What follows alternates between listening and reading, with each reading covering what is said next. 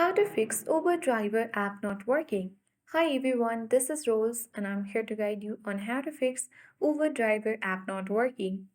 Launch Play Store and make sure your Uber driver app is up to date. If not, there will be update button next to it.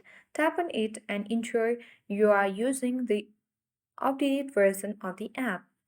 Now simply you need to check whether your issue resolved or not. If not, tap and hold Uber app and tap App Info.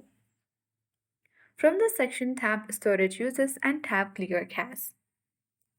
If this also didn't fix your issue, try reinstalling the app.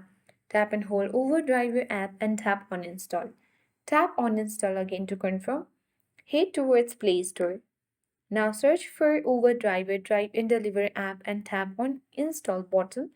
And after reinstalling the app, your issue will be successfully fixed. I hope this guide was helpful.